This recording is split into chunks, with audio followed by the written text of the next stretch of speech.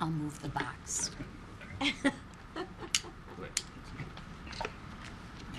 Well, thank you, Chairwoman. Thank you, Speaker, for grabbing the box there.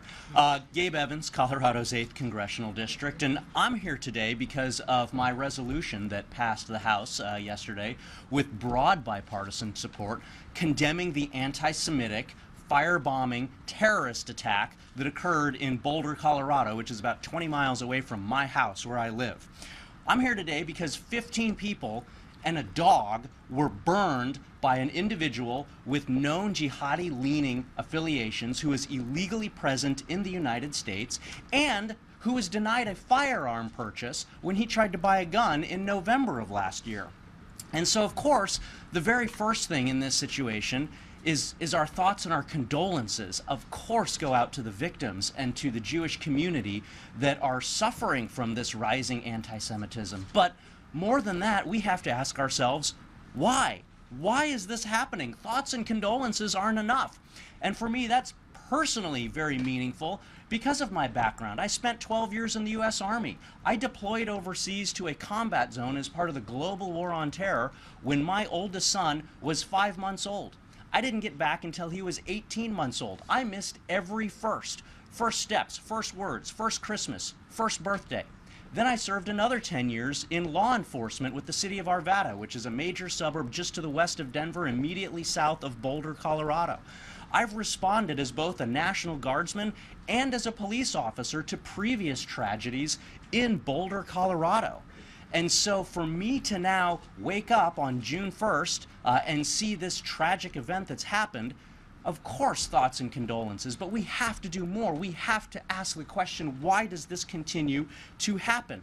We've already gone over the facts of the case here. An individual illegally present in the United States overstayed 2 separate visas with known public statements prior to his admission into the United States, sympathizing with an organization with jihadist-leaning tendencies, at a time of heightened anti-Semitism, goes and he tries to buy a gun last November, is denied, and that doesn't pop up on anyone's radar. There's no ability to intervene or interdict or at least figure out what's going on here, put this to a little bit more scrutiny. As a cop and a soldier for 22 years, I know that we should be doing that. That was literally the point of the 9/11 Commission after the September 11th terrorist attacks, which says that to be able to identify and intervene before terrorism occurs in the United States, federal, state, and local law enforcement need to be able to share information. We need to have all of the pieces of the puzzle together, and when some of those reside with local law enforcement, state officials, and federal authorities, if they cannot share that information, then we're trying to put together a puzzle without all of the pieces, and that makes it difficult to be able to identify and intervene before these attacks happen.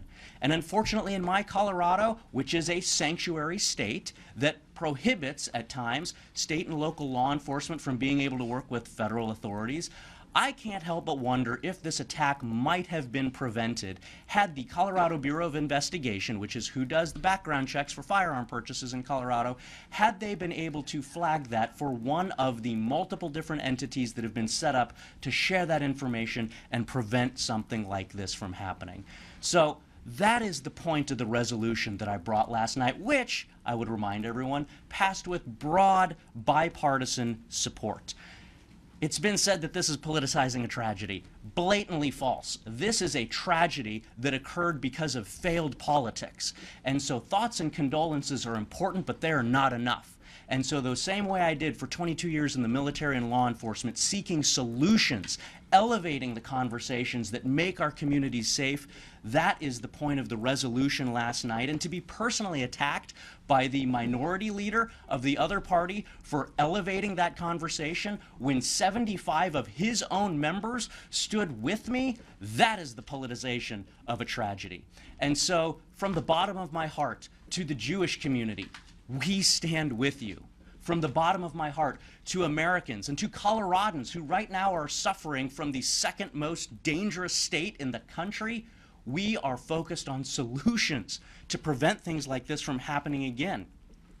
And to my Democrat colleagues, including Representative Neguse, who stood with me and voted for this resolution last night, thank you. Thank you for helping to elevate this conversation that is focused on solutions to make sure that we keep our communities safe and that we, in no uncertain terms, condemn anti-Semitic attacks, and that we thank the law enforcement officials who are working so tirelessly to keep us safe from all of the bad folks that are out there and that do have malicious intent to cause harm to Americans, to Coloradans, and unfortunately to the Jewish community. Thank you so much. Yield back.